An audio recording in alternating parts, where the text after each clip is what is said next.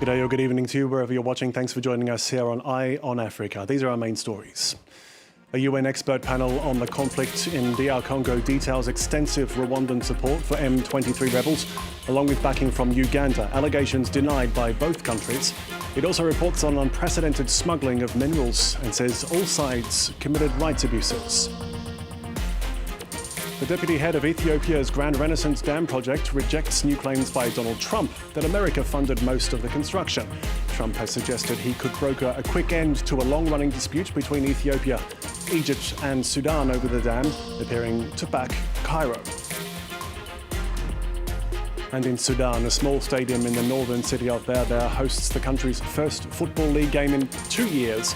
A rare moment of joy and enthusiasm for supporters and players, hundreds of kilometres away from the violence as the civil war rages on.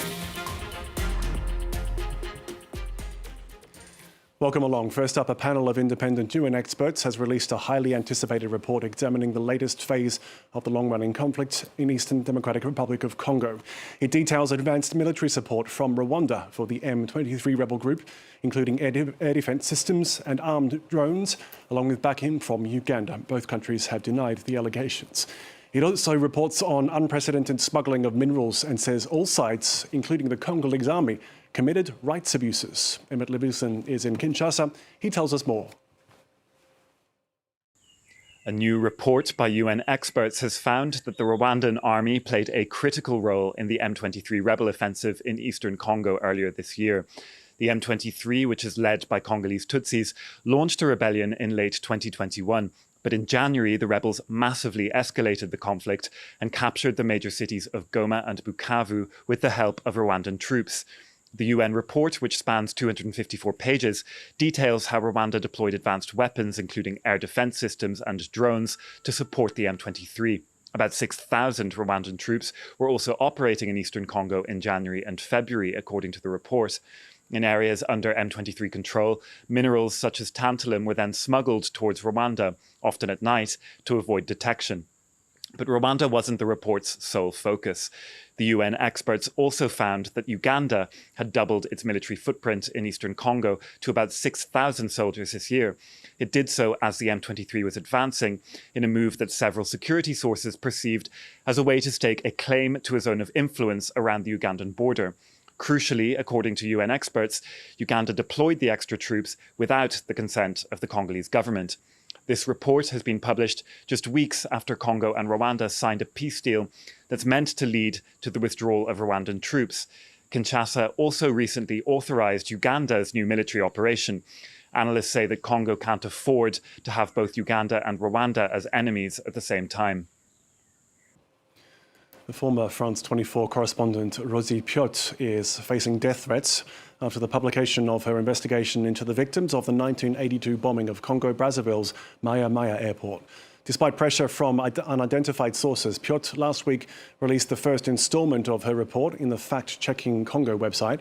In a statement, the advocacy group Journalism and Ethics Congo expressed grave concern, saying that Pot feared for her own safety and that of her loved ones. Next, thousands of Gambians have protested in the capital Banjul, accusing the authorities of corruption.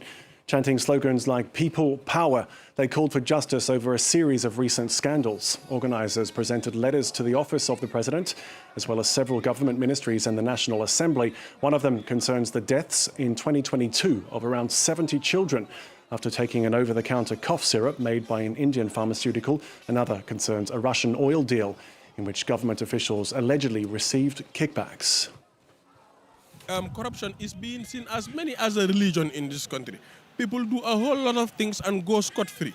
That's why we have 1,002,000 things to protest about in this country, but we chose only 5 for a start to do it. The COVID-19 report from the National Assembly, there are millions of dollars that were pumped to the health sector to upgrade our health system. But unfortunately, after the COVID-19, National Assembly make an inquiry about the whole project, the whole funds that were that came into this country, but they found out that there were thousands of dollars that went to individual pocket rather than to the state coffers in terms of developing our health sector.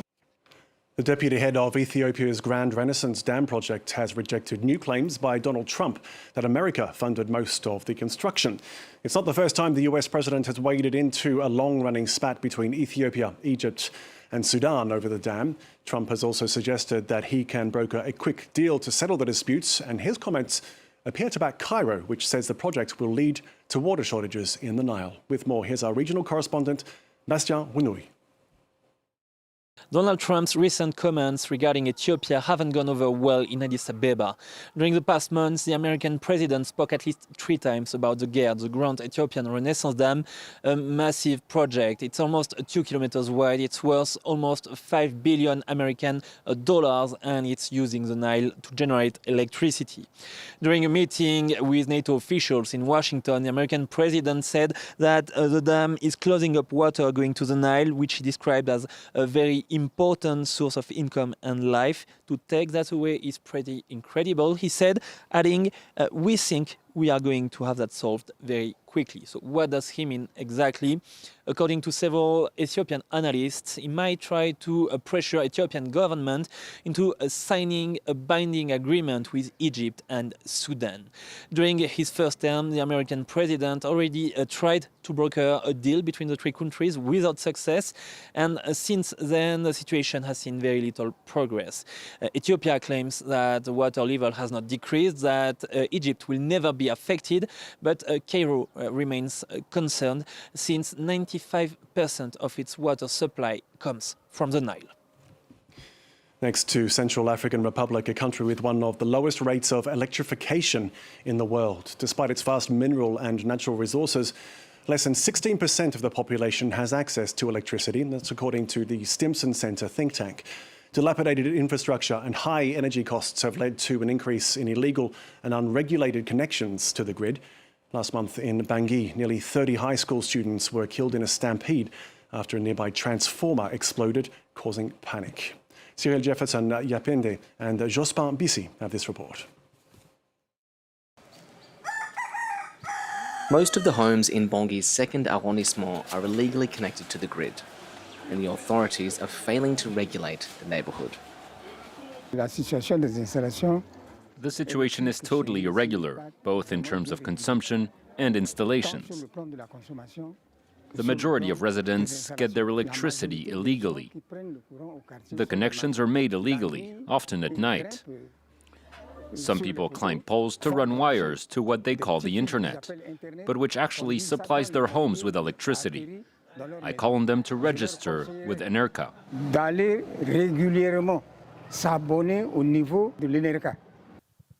And faulty infrastructure has proven fatal.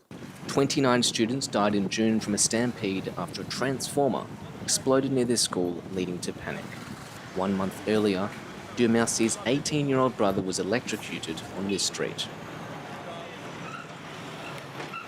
My little brother went out early in the morning to sell his eggs.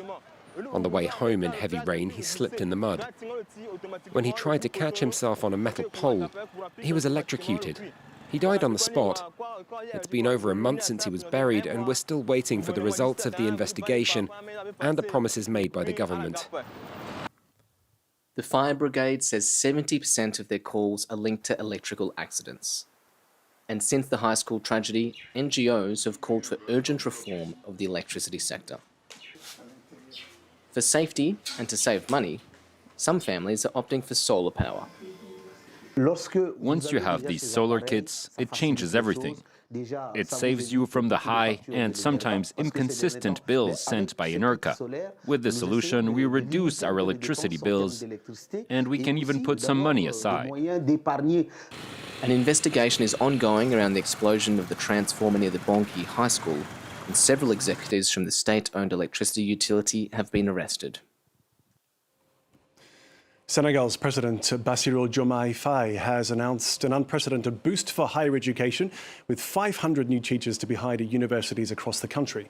And it's welcome relief. Campuses are buckling under increasing pressure, with, on average, just 1 teacher for over 100 students. More from our Dakar correspondent Aminatou Diallo. Only 2,500 professors for nearly 300,000 students. roughly 1 for every 120 students. Senegal's higher education system is under pressure. The country is facing a critical shortage of lecturers and researchers. The structural gap has repeatedly disrupted the academic calendar, with overlapping extended school years becoming the norm. In response, the government has announced it will hire 500 new lecturers, a move seen as a long overdue by many in the academic community. We thank the President of the Republic for agreeing to recruit 500 lecturers at once. In the past 10 years, only 410 have been hired. The task ahead is immense given the scale of the shortage. There are only 6,500 lecturers currently in the system, and the supervision rate is extremely low. We must keep moving forward. We were expecting more, but we'll take what we have. This effort should be repeated next year. If we can recruit 500 each year, that would create a positive momentum. The first hires are expected in the coming months as part of a broader plan to reform the higher education system of the country. Some sports news now, and Nigeria will take on hosts Morocco in the final of the Women's Africa Cup of Nations. The Atlas Lionesses sealed their second consecutive spot in the final. They'll be hoping for a boost from the home fans to take their first continental title. They're up against the might of the Super Falcons, who are looking for their 10th trophy. The showdown is on Saturday at 8 p.m. Rabat time at the Olympic Stadium. And finally, in Sudan, a small stadium in the northern city of Berber has hosted the country's first Football League game in 2 years.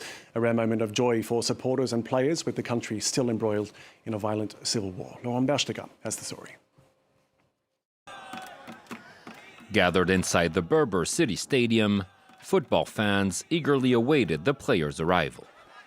These Sudanese supporters hadn't seen their team play since 2023 and were enjoying this rare festive occasion in a country ravaged by civil war. It's a wonderful feeling to see our players right in front of us. It's an amazing thing. It's really incredible. Suspended for the past 2 years because of the war, Sudan's football championship has returned since mid-July in a reduced format. The mini-league will only see 8 teams compete instead of the usual 24, and games will be played in just 3 stadiums located in cities under the army's control. Despite these security restrictions, players appeared delighted to play their first game on Sudanese soil after spending the past year training abroad in Mauritania or Saudi Arabia. Yet it remained a bittersweet feeling for some who yearned to return to their home stadium in Niala, a city still controlled by Rapid Support Forces insurgents. I can't believe that the country is safe again and that the league is back. I hope it will be safer and more stable, and we'll return to play in our hometown. We miss our fans and we miss our hometown. As the night fell on the Berber city stadium, players walked back to their bus under rapturous applause, with supporters on both sides celebrating a victory for Sudanese football. And that's it for this edition of Eye on Africa. The international headlines are up next. Do stay with us here on France 24.